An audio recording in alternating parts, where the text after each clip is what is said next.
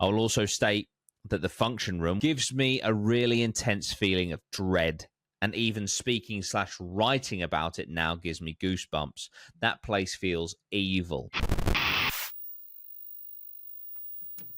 Hello, everyone.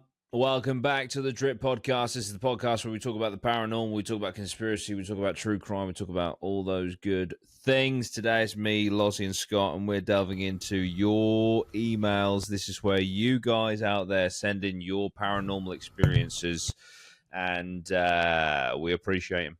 We love them. This is my favorite type of episode, and we're going to read through some today. Obviously, Lozzie's skeptical. Scott, not so skeptical. Me, not so skeptical. So, yeah. But before we get into that, let's enrage some people at home. Some people that just want the juice. How is everyone? Are you doing all right? There's some people at home right now. They're like, what the fuck? I came for the stories. Jeez, that's it. Not knowing that there's actually a skip button. You can just push it ahead. Now, to be fair, it's mainly when we do stuff on like a specific topic and that person doesn't know the team and they come in for that topic and they're like, they're talking for 4 minutes about themselves. That is annoying. That's unbelievable. I know. It's rude. The audacity to have personalities within a podcast is astonishing. Yeah. Shouldn't do it. No. Scott, how are you in your American baseball attire? Not bad. Thrown any good pitches recently? No, but I was watching baseball last night. Nice. That was how I spent my evening. Nice. Hey, I'm not, by the way, that wasn't a joke. Like, I look like I'm ready for fucking 18 holes at any given moment. You know? That's kind of my work attire. I always I dress for work like I might be called up to the Masters at any moment. Because then you're always ready. Yeah. You got to be ready. Exactly. You get wild cards, don't you? Yeah. The Masters? There you go. Give me one. That's it. Been having some good lessons recently. Give me one. Oof. How are you, Loz? Just about surviving in this heat. Yeah. It's more the hay fevers that's doing me in. Like literally every day. It's like I got a cold for 3 months of the year. Oh, that's just what's the summer. That's it. Summers must be quite shite for you then, really. They are. You can see this wrong one. This eye is just fucked. My eyelid should not be doing that. Just permanently like that. Do you then also get colds in the winter just to really top it off? Yeah, so maybe I just have a cold the entire time. Long COVID. There you go. Hey, that's the thing. That's it. That's the thing. Fair play. Well, yeah. Just before we start as well. Yeah. I mean, we're in it, but go. This is unrelated to the podcast topic. Butterbeer. Oh, Jesus Christ, yeah. I made a grave error and thought, this has been sat on my shelf for a while, I'll open it. No. What? No. You've got lukewarm, you've got room temperature butterbeer. Yeah. I thought maybe it would be quite refreshing. It's not. Me. It is not. I don't even know if it's that refreshing cold. No, it's absolutely not. I've never actually tried it. Oh my gosh, fucking repulsive. It's literally like iron brew and fucking butter. Yeah, actually, I like iron brew. Yeah, it's the butter. It is fucking horrible. One of the two main ingredients. Yeah, I've actually got a butter. What is it? Butterbeer. Mm. I've got the Harry Potter World Butterbeer cup. Hang on, let me get it. See, this is what it came in, and we ditched the drink, but kept the cup, obviously. The cups were, I went there and didn't bother queuing for a cup. And I bought... got the chocolate frog. Oh, see, this is off-brand. Frog, innit? Jesus. Nice. Look at that. Chocolate frog. Okay, cool. Ribbit. That's bigger than I thought it was going to be. It's fucking massive. Pretty sure it was like 15 quid. I was going to say it's probably... How long, I mean, obviously, as a collectible piece, how long would you keep that? Just until I get hungry. 550 calories. Holy shit. Let's go. There you go, look. The butter beer. Nice. Is that plastic? Yeah. Yeah. Probably about 20 quid. I'll pour my butterbeer into your butterbeer cup. Dishwasher safe. Don't know why I keep doing that. But yeah, cool. Well, just throw that out, Scott. Come on, let's not get silly. Let's just... I was half expecting you to just launch it over your shoulder. I was going to say, I've seen you drinking Pepsi in the last couple of minutes as well, so you're double dipping. I do have a Pepsi to hand, so I'm in luck. Nice. But yeah, no. I regret that decision, and yeah. Mistakes were made. Oh. Yeah. Oh, you're not going to be able to see it. Hang on. There's a new addition to my studio. You might be able to see him. Oh, we did see it briefly. Yeah. There's a life-size Danny DeVito, everyone. Look at that. Look at that. Special guest on the pod. That's fucking class, isn't it? That is class. Put him in the thumbnail. Size. So if you ever wondered, I wonder how tall Jordan is compared to Danny DeVito. Obviously, audio listeners, this is absolute shite right now, and I do apologize. Excuse me, Danny, can I have a photo? That's what it would look like. Yeah. It almost looks like they've taken a picture of him when he didn't even notice he was getting pictured. Almost certainly. Blew it up. Almost certainly. But there we go. Anyway, audio listeners, if you're still here, thank you for still being here. Thank you for hanging in there. Should we get to some stories? Yeah, go on. Yeah. Let's get into the emails. Okay, right. A little bit of a scroll on this one as well. We love a good scroll. There you go. We love a good scroll. Okay. Hey, I have a story you may be interested in. It's not necessarily scary, but it's a little creepy, and I can't explain it. When I was younger, about 7 or 8, in the house I grew up in, I witnessed a few things that to this day I still can't explain. I've always been a skeptic, and I've never really believed in the paranormal or anything like that. But these things have always stuck with me, and over 20 years later, I still can't come up with an explanation when I'm thinking about what I experienced. There's a few things in particular that stand out in my memory, but I remember it would often feel eerie in the house. My mum was and still is a firm believer in the paranormal and the afterlife, etc. So I guess it's possible that I've subconsciously created these experiences with my imagination or something, but nonetheless, I'll share them with you anyway. In my bedroom, my bed was behind the door, against the wall that my bedroom door was on. In my room, I also had one of those old big back TVs with the rounded glass. I'd often sleep with the bedroom door open, and through the reflection of the TV glass, you could clearly see onto the landing from my bed. I wonder where this is going. I remember that of a night time when I would be trying to get to sleep, I would often see red and white lights floating about on the landing through the TV reflection. I'd mentioned this to my mum a few times, and she'd reassure me that it was probably something outside, like the lights from a plane or something, and that they were shining in through the window or whatever. It didn't seem plausible to me, but maybe she was right about that. However, the other things even she can't explain. I find that one interesting, that his mum is really into the paranormal and into the afterlife, etc., to quote him. But she is like, yeah, that's probably just a plane. Yeah, immediately just downplays it. Yeah. So we've got some rationale here. We've got some rationale, which is good. Question: can you guys hear that dog barking? I can't hear a dog barking. Oh, perfect. There's a dog barking outside my window. But if you can't hear it, that's great. Okay, right. So these ones, though, it would appear his mother can't explain. One afternoon, when I wasn't feeling too great, I was staying home from school and was laying in bed trying to get some rest. In the corner of my room, on the floor, was my younger brother's play kitchen set, or whatever you'd call it, with a plastic sink, pots and pans, etc.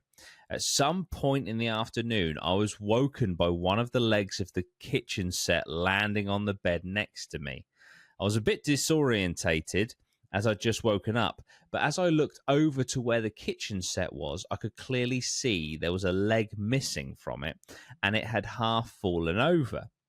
There was only me and my mum in the house at this point, as my brother was in nursery and my stepdad was in work.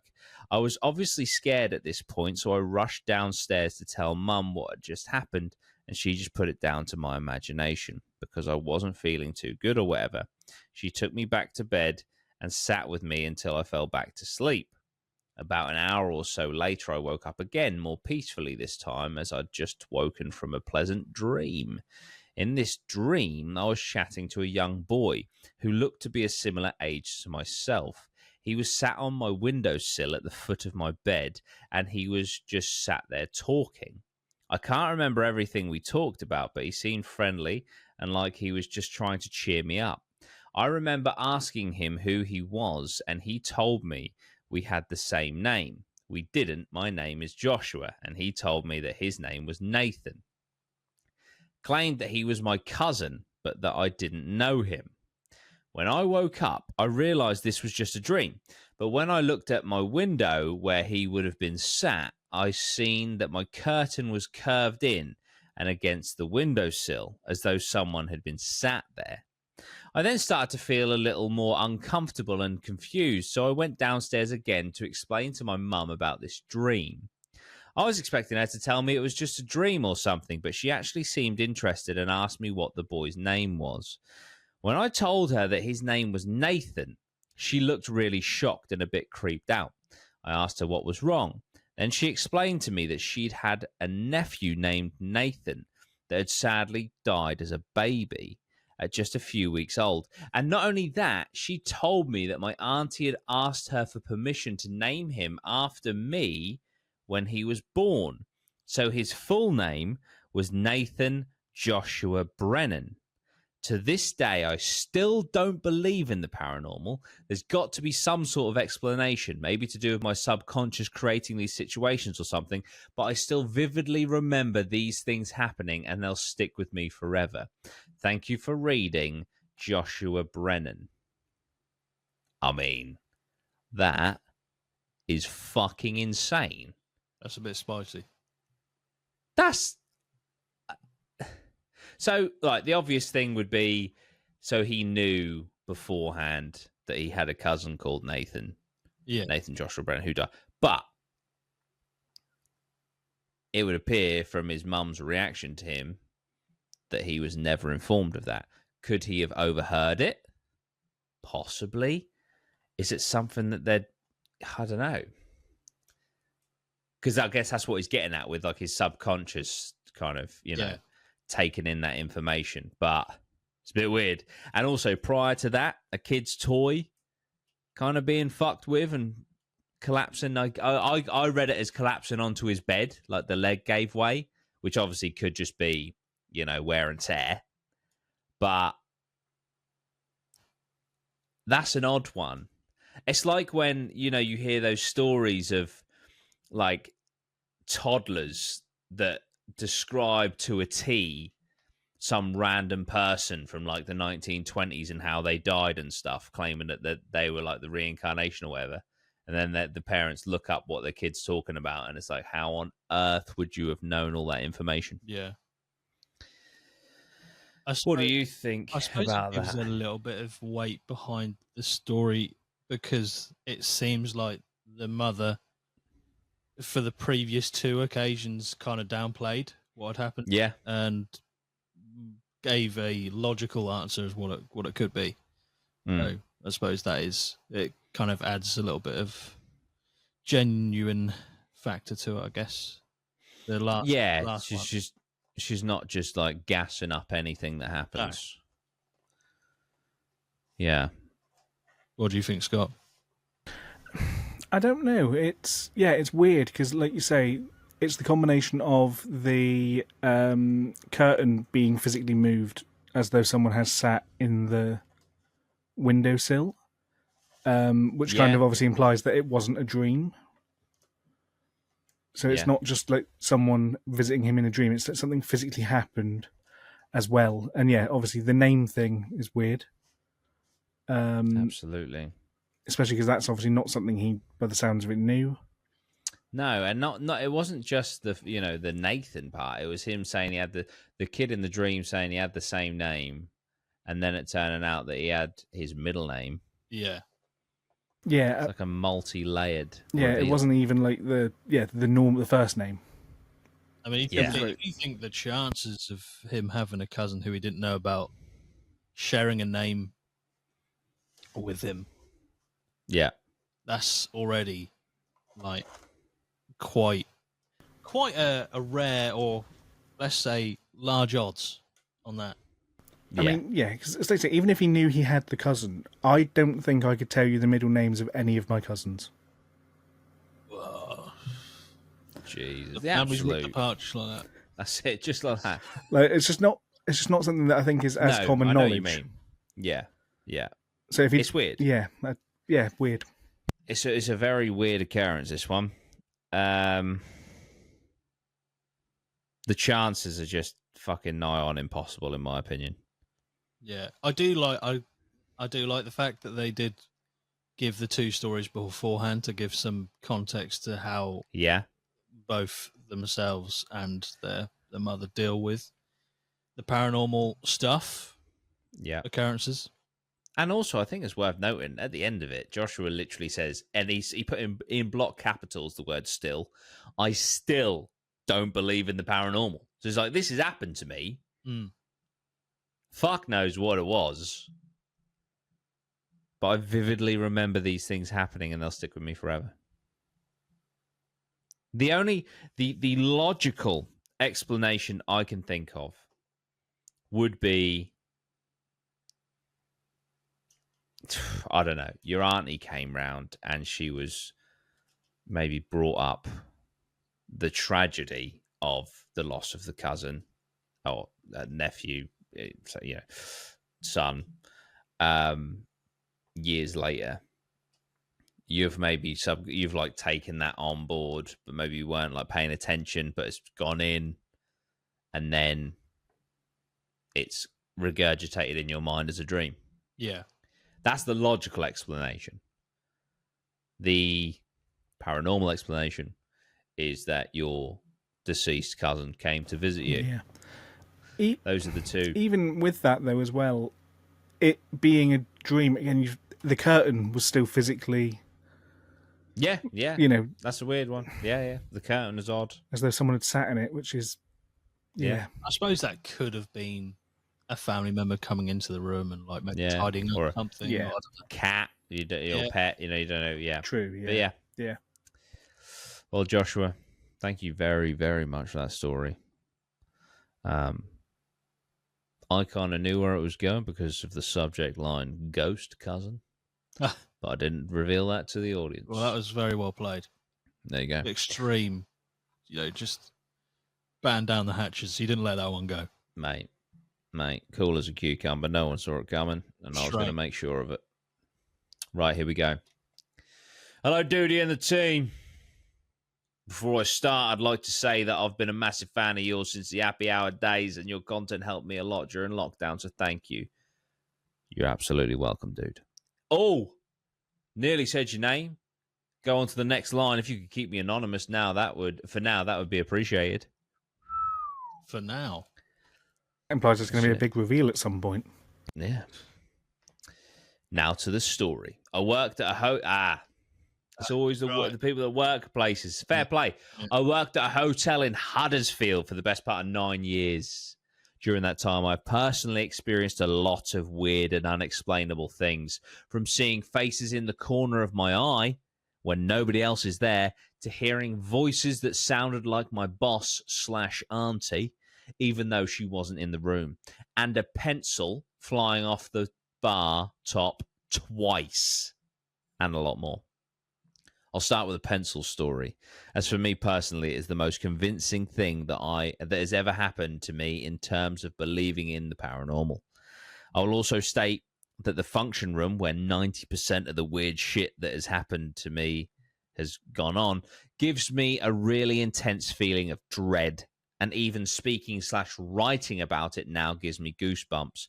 That place feels evil. I haven't worked there for around 3 years now, and thinking of these things that happened to me at the place still creep me the fuck out. I just want to say, to everyone sending in stories, if you're digging up trauma, first of all, sorry, and also just know we really appreciate what you're going through to send us these stories. Okay, but also I don't know if the reason this person wanted to be anonymous was because of the hotel and all the rest of it, but the fact that you are the boss's nephew or niece may have given you away. The boss / auntie may have been a mistake. It's but quite vital information. But you could argue that they're two different people and they just sound similar. True. That's true. I mean, it's still, I probably can't really get away with it. To be fair, that is actually what I thought when Jordan said that a second ago. Well, hearing voices that sound like your boss / auntie. Yeah, I thought it was just like you heard a voice that sounded familiar, not as... It says boss / auntie, even though she wasn't in the room. So it must be the same person. But hey, listen, this hotel may literally, the workforce is just nephews and nieces, and this person's one of like 14 on the payroll, you know. Right, which one of you fucking wrote that story?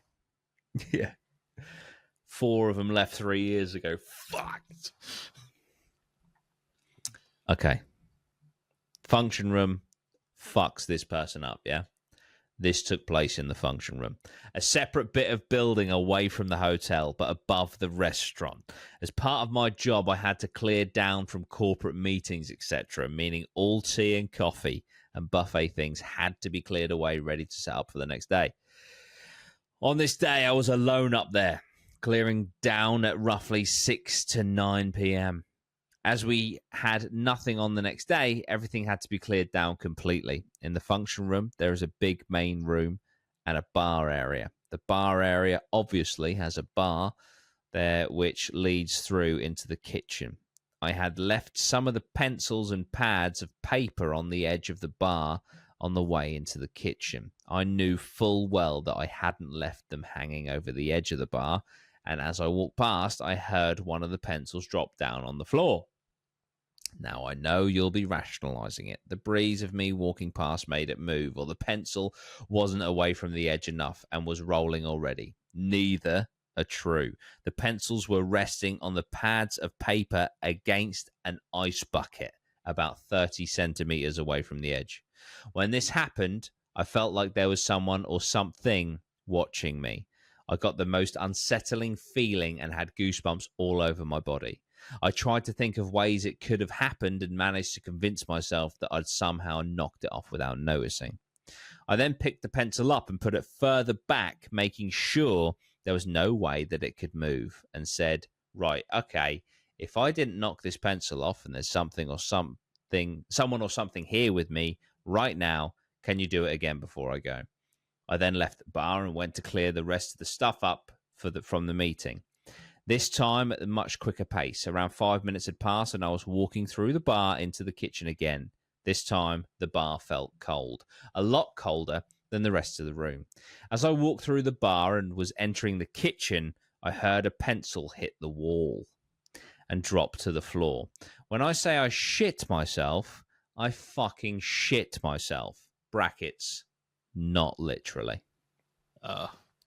Again, I tried rationalizing this in my mind, but I couldn't. I FaceTimed my mate trying to explain what had happened without tearing up. And as I was explaining it to him, my phone, which was on 70% battery at the time, died. Completely dead. Wouldn't turn back on unless I charged it. To this day, I cannot begin to explain what happened or how it happened. That's just one of the maybe 10 creepy things that happened to me in that awful function room. I'd love to hear what you guys think and would be more than happy to tell more stories about things that happened there. I also have a couple of stories that have happened at home / family members' houses too. Also, as my auntie is the manager at the hotel, I would definitely be able to sort something out for you to potentially do an investigation there. Hey-oh. Let's go. Apologies for the length and potential rambling on this story, but it's the first time writing down the events of that night. Love the pod and investigations. Keep up the amazing work. Has signed off with their name, but we'll keep it anonymous. Thank you so much. First of all, oh my goodness, please, could you organise with your auntie for us to get up there? 1000%. That would be absolutely epic. Okay, so the story. I feel like the fact that you made sure that there was no way that pencil could come off a second time makes it very creepy. And I understand, like, I totally understand, you know, where you're coming from on this. There's a holiday camp near me in Loz called the Wild Duck. I worked there for a number of years. There was a function room that was, I mean, I was told by many people it was haunted AF. I fortunately didn't have to work. I only went in there like 4 times because I was working over the other side of the camp. But there was one time I went in there and I did think there was something weird at the back of the room, but it was probably my mind playing tricks. But I know for a fact that if I was working there,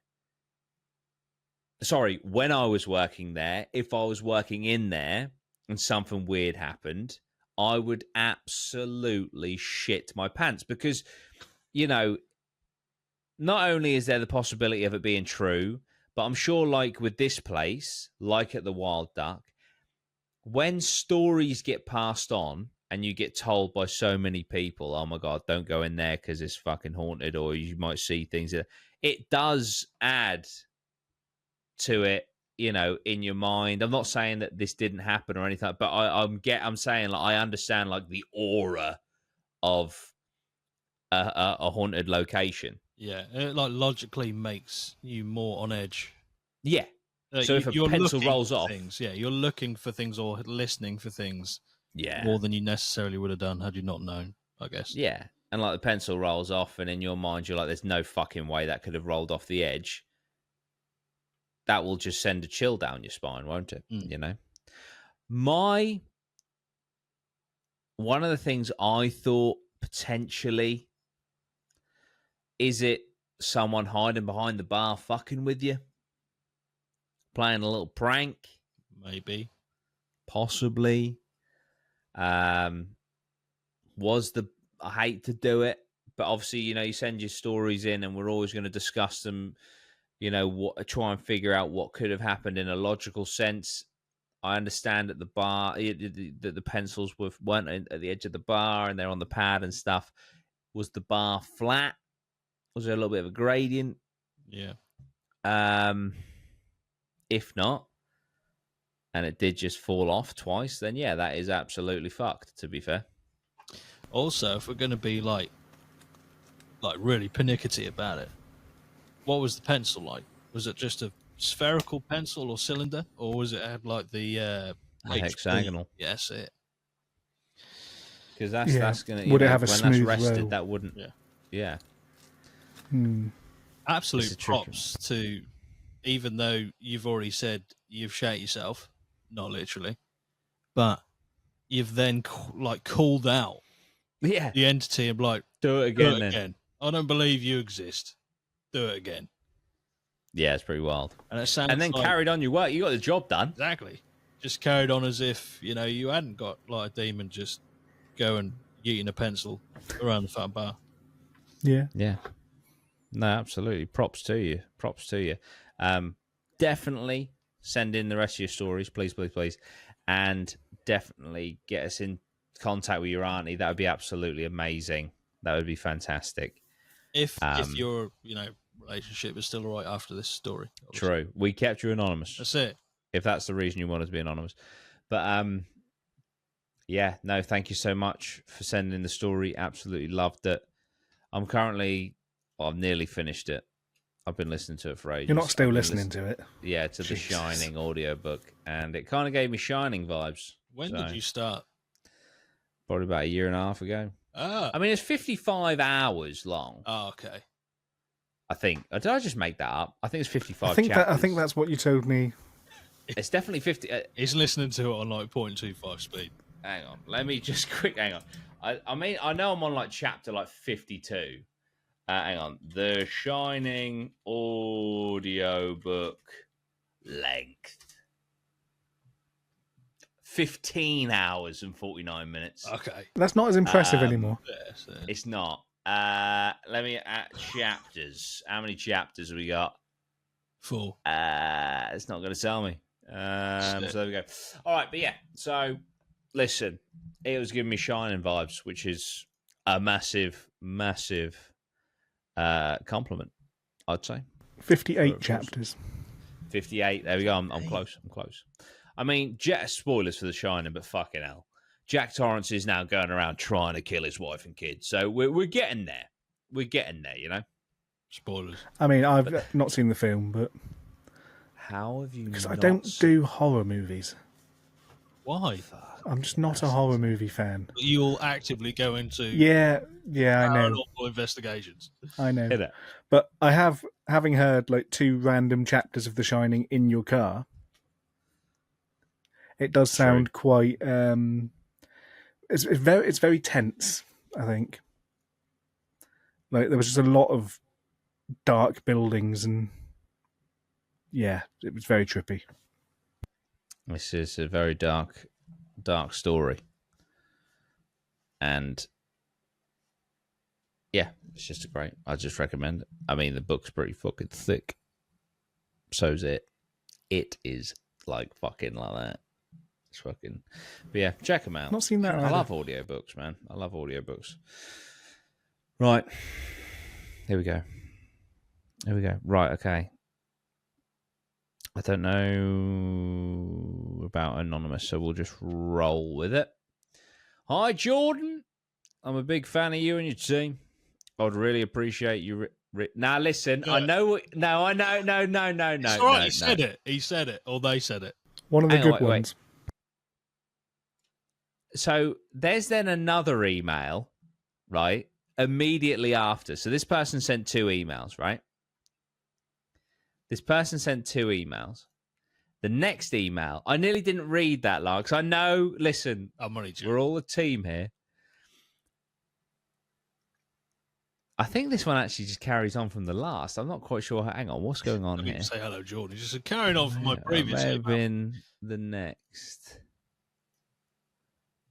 No, that is a separate story. But in the next one, this person sent 2 stories.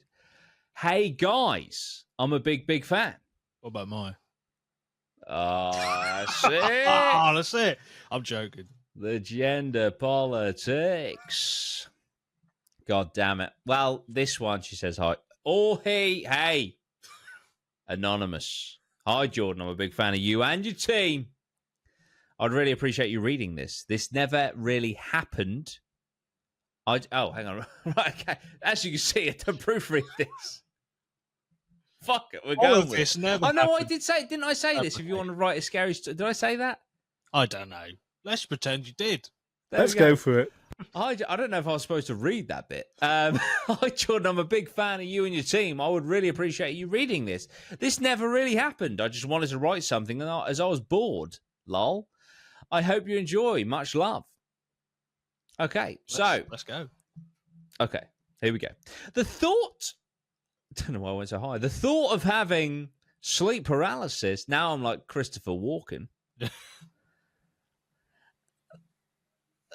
I can't do it. It's such a hard... it's so...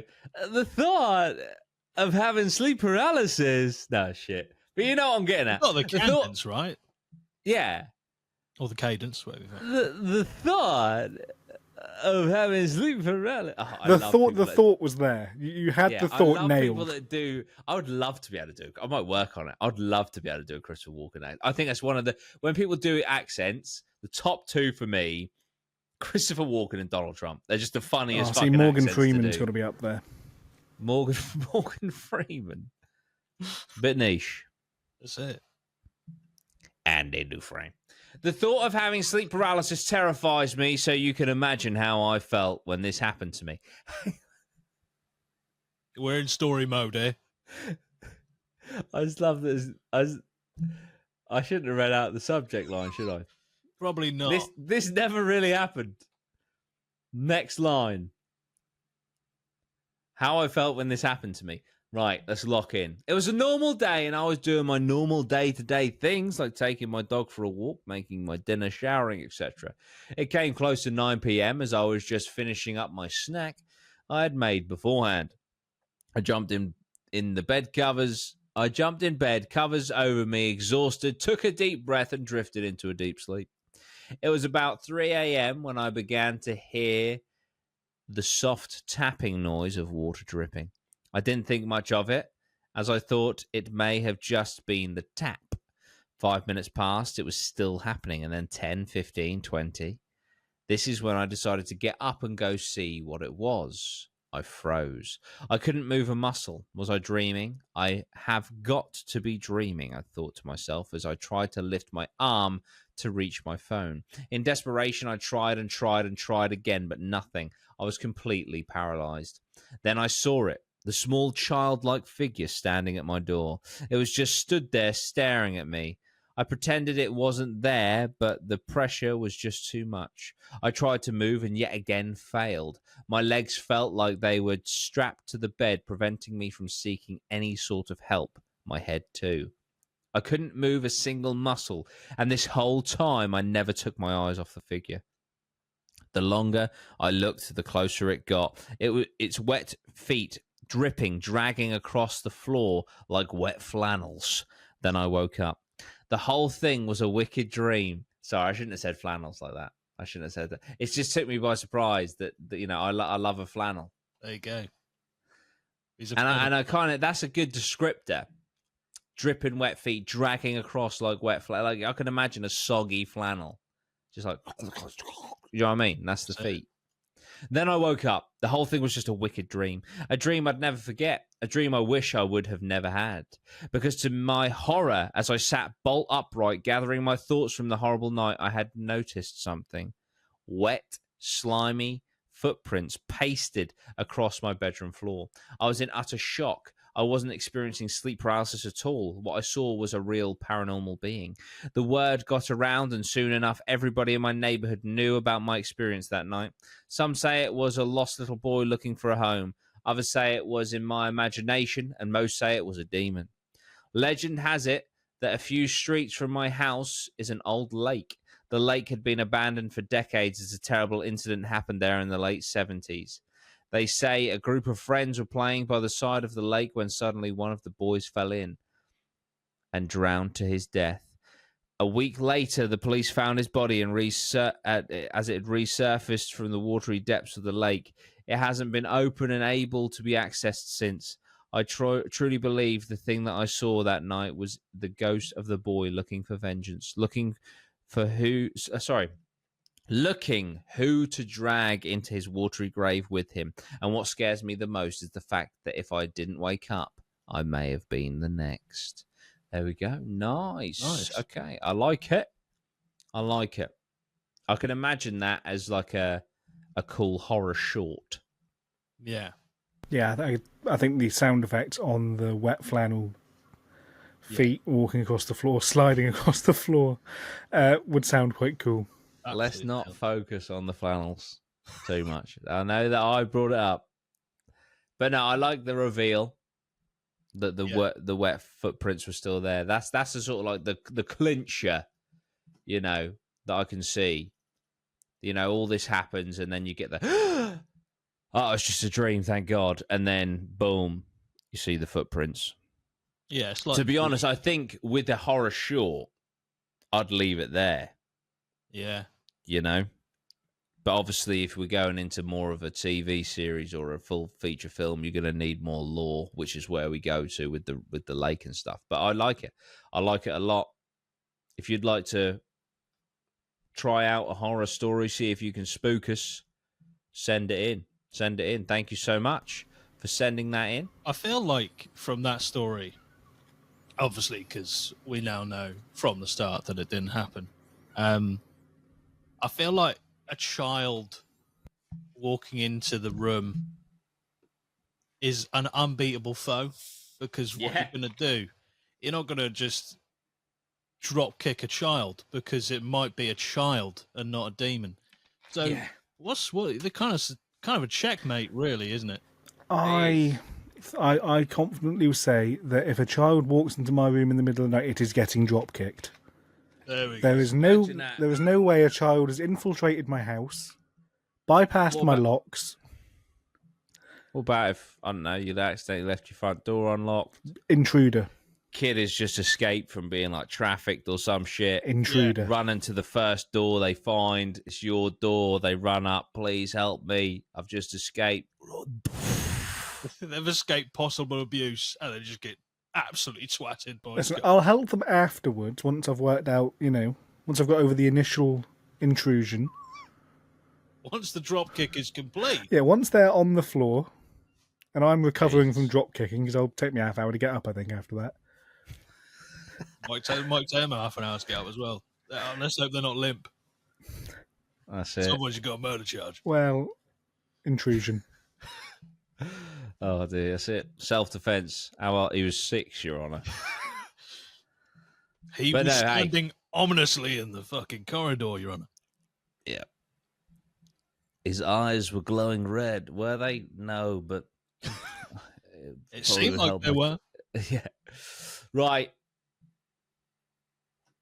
Now we've got a true story from the same person. Hey guys, I'm a big fan. This is a true story. What do you think? Much love. I like these tags. If you're sending us fictional stories, tag them so we know. Yeah, exactly. The shadow at the door. This happened to me in late December 2024. Okay. My mum was away for the night and I was lying in bed watching Tootie Rhino's 30 East Drive video. As I live very close, so I love watching it. That is a good video. There we go. Afterwards, I turned off my TV, turned over and went to sleep. A few hours had passed and I think it must have been about 2:30 a.m. when I heard something moving outside my bedroom door. I shouted, my dog, as I thought she had just gone onto the landing, but to my surprise, she was actually fast asleep next to me. I didn't know if it was my mind playing tricks on me as I had been watching ghost videos, but I am sure what I heard was someone walking back and forth outside my door. I put my lamp on so I wasn't as freaked out and tried going back to sleep, but the noise just kept getting louder and louder.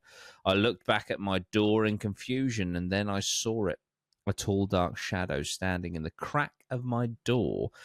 I'm not sure what the hell it was, but I didn't move and just sat there staring at it. And within the blink of an eye, it had vanished. Was it all in my head? Was it really an apparition? I'll never know. There we go. I had something similar. That time I was watching TV and the door was in my peripheral. And I just saw a shadow go across into Maya's games room. And I was just sat there frozen, just like, I mean, that was about 6 foot tall, whatever the fuck just went from right to left into my, I was just like, just trying to rationalize it in my head. Horrendous. Yeah. Horrendous. Yeah. Shadow figures are one of those things that they're just like really creepy. Yeah. They're just innately not ideal. I can't think of like you think of ghosts. Sometimes there's, positive ghosts. I can't think of a positive scenario where a shadow figure. No. I can't think of a way to make that a positive thing. Yeah. It's like when we were in Rendlesham. And we thought there was people all the way down, and then it's just like, where the fuck are they gone? And then it's like, yeah. Also, all you can really make out is a silhouette. I want to point out just very quickly, probably one of my favourite moments there's ever been on Drip investigation podcasts is when you go, "What do you fucking mean?" like that. I had to rewind with the jump. It's the jump. What do you fucking mean? Yeah, we need to clip that. Maybe get someone who's good at effects just to make me blast off into space. What do you fucking mean? Yeah, I weren't pleased. I could tell. Yeah. Yeah, it wasn't a great moment, that. No. It was a recurring theme as well, because you kept having to pass the same point about 5 times. It seemed, from the video anyway. Yeah, so we went past there once. So we stupidly went on a off-road Twice. track the first time. Yeah. Got to that bit, went down a bit, turned around, went to the car, went back, Yes, then five obviously times. come back. So about 3 times. 5 times in total, 3 times in kind of passing pairs. 1, 2, 3, 4. Yeah, 4. Yeah, 4. 4. In between the two of us. But yeah, not ideal. Shadow figures, not a fan at all. At all. I think the ones where you see it in your peripheral, and then you see no evidence of them anymore. I feel like that's almost as bad as seeing them again, Yeah. because you're just like you said, you're literally frozen there, and I can almost imagine you just staring at the doorway, just like I'm gonna either come up with a way that this makes sense, or I'm gonna see it again. Yeah. It's horrible. I think it's one of those things, when you first see it, your brain, because you try and put rationale behind it, goes straight to person.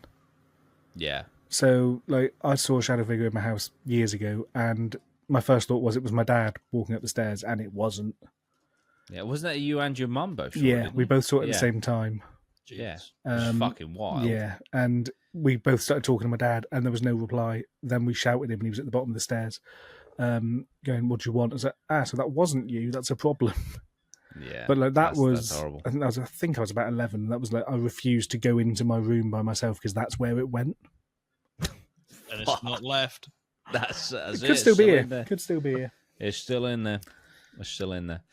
But yeah, fuck yeah, not a fan of shadow figures at all. This person didn't ask to be anonymous, but also didn't say their name. So I'm going to leave it. But you know who you are. Thank you very much for your stories. Thank you to everyone who sent in their stories tonight. Really appreciate it. I love these episodes. I've got a few things to say before we go. First of all, massive thank you to Ashley, who's a patron who bought the Dybbuk box. Yeah. And also, what's really cool, not that it matters, because, you know, I'm sure any home that it went to would have been great, but Ashley collects haunted objects and is going to do some paranormal tests on it and let us know how he gets on, which is awesome.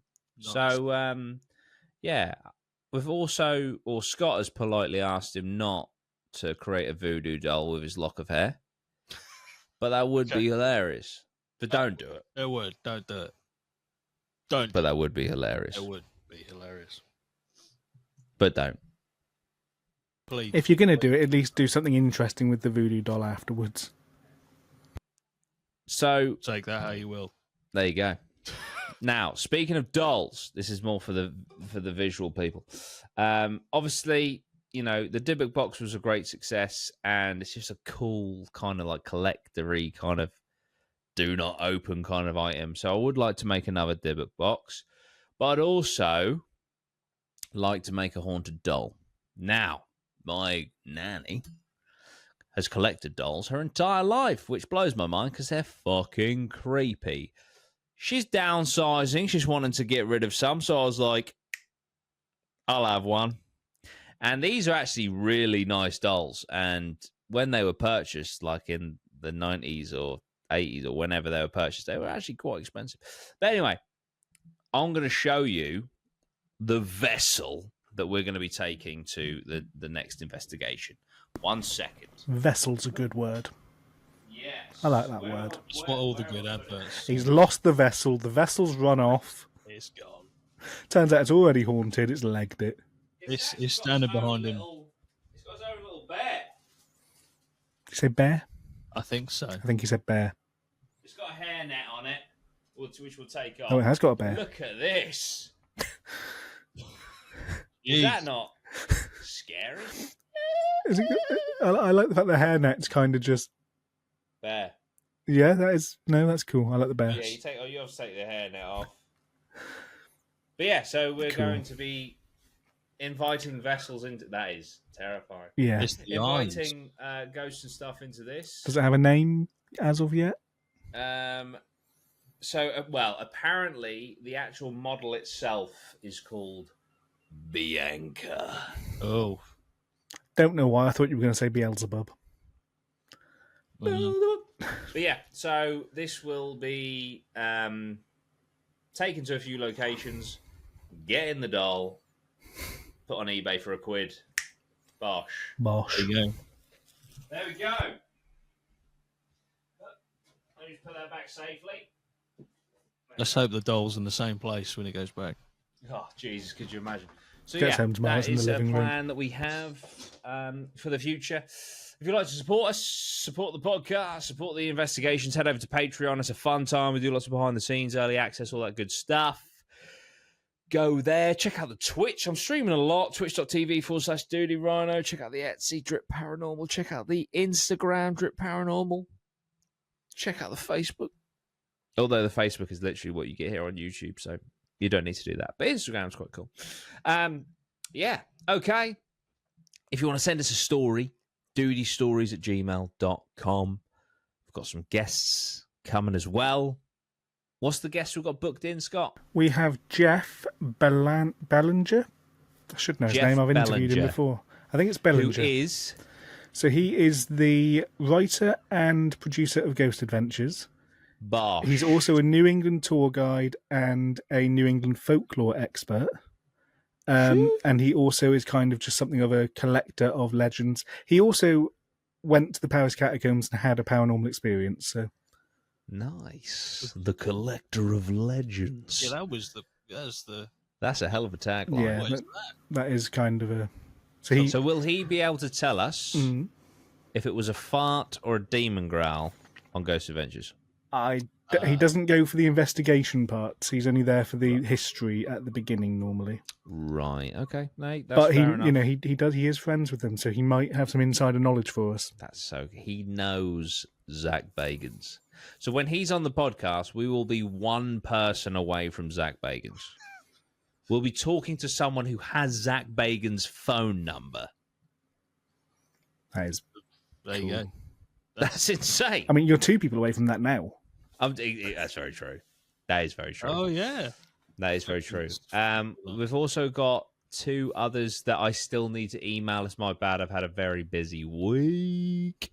So we have the owner of Robert the Doll. Yep. I think the second most wanted David doll. Sloan. Mm-hmm. And we have Greg, the paranormal detective. Yes. Detective. In the interview you did with him, wasn't he like driving? He was driving down a highway. Yeah, I remember that. Because I spent a while trying to work out if I could actually put that out or not. Nice. So I was thinking, is he breaking the law? He is the law, mate. Yeah, that was where I got to.